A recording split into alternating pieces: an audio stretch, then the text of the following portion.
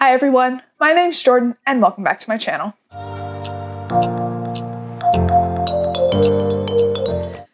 Today I'm doing my November TBR.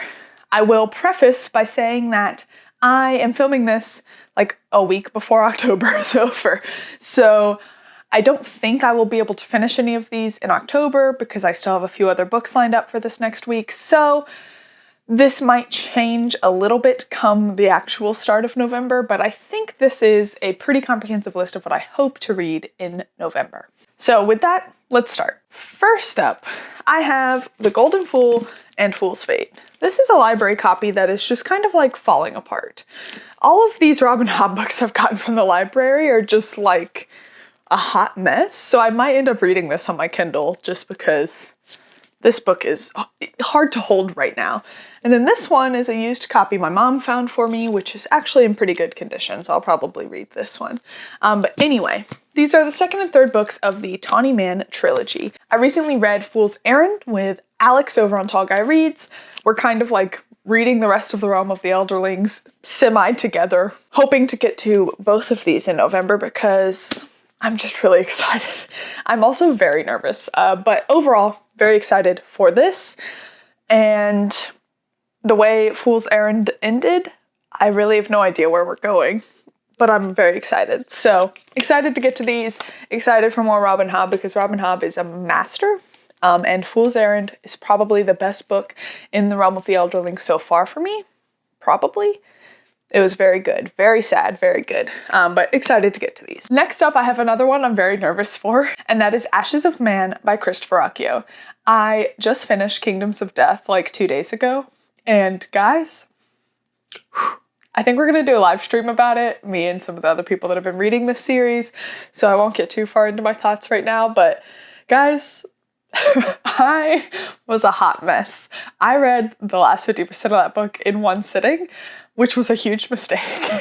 I was a literal zombie when I finished it. But anyway, Ashes of Man comes out, I believe, in December, but I have an arc of it, and I'm going to be reading that in November, and yeah, just very nervous from where Kingdoms of Death ended. So anyway, that is the fifth book in the Sun Eater series, which is a series that follows a man named Hadrian Marlowe, who starts out the story by telling you that he is responsible for destroying a sun, which in turn destroyed an entire alien species, as well as killing billions of humans.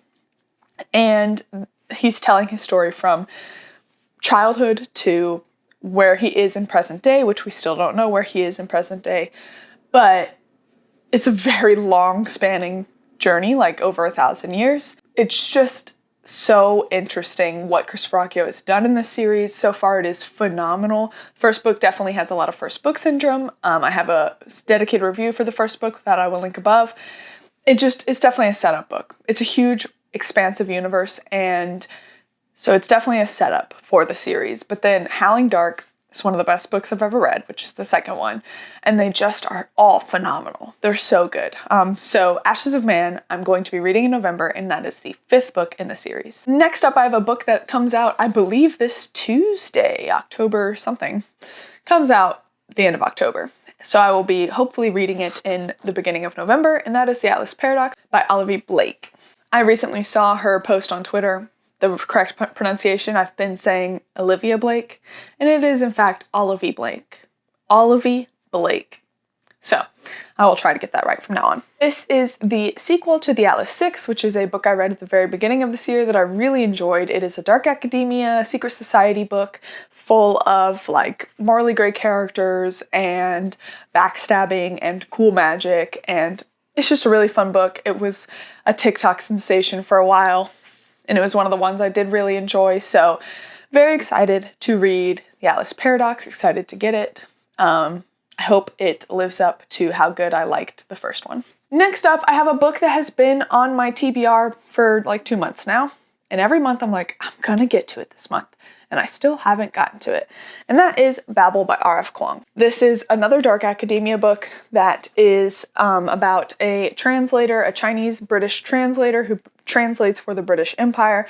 There's magic involved, and it's about just like colonization and imperialism as a whole, as well as a cool dark academia. So I'm very excited for it. I've heard kind of mixed reviews. Most people I see are actually really liking it, but I have seen some people that it's not working for as well. So I'm really nervous, and maybe that's why I've been putting it off, because I do really want to like it because I love dark academia books.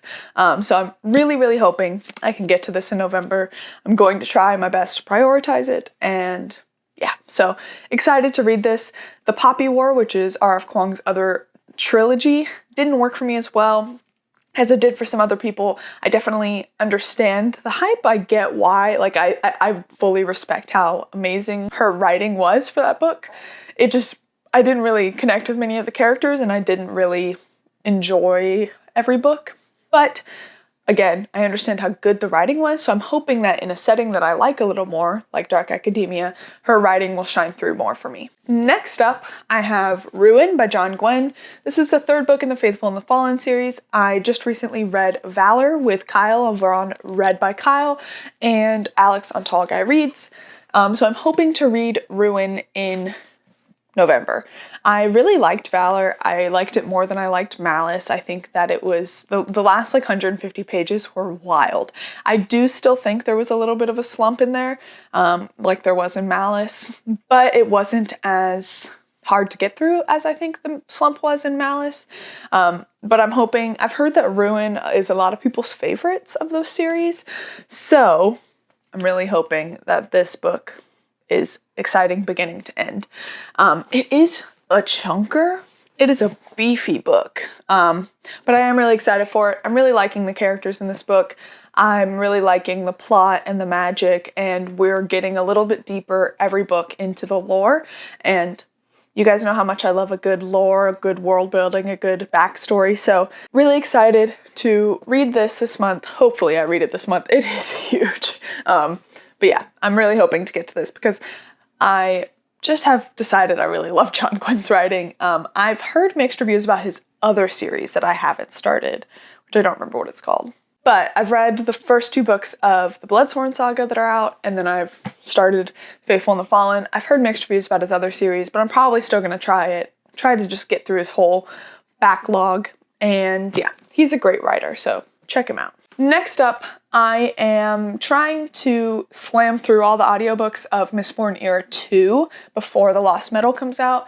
So this week in October, I'm going to be reading The Alloy of Law, and then I'm hoping to read Shadows of Self, Bands of Mourning, and then also The Lost Metal, hopefully in November, if I can get the audiobook checked out from my library before it has a super long wait list. I read Mistborn Era 2, I think last year, so it's not really fresh in my mind. So I'm trying to reread all of the audiobooks because they're really not that long. Like Alloy of Law is only 10 hours. So I'm trying to read all of the audiobooks before Lost Metal comes out so that I remember what's going on and fully can appreciate what happens in the Lost Metal. So slamming through Mistborn Era 2 in November and the end of October. So here's to hoping I get the audiobook on hold quickly for the Lost Metal. Next up is a audiobook I have on hold with my library, and that is The Exorcist. This is a classic horror novel that I've seen a lot of people reading recently and saying it's really scary, so I feel like I should give it a shot. I've heard the audiobook is phenomenal, so I have that on hold with my library. I believe it is available soon, so I'm hoping to read that in probably like beginning mid-November. And again, I'm really kind of not very well-versed in horror as a genre. I've read a lot of Stephen King horror, and that's mostly the extent of the horror I've read.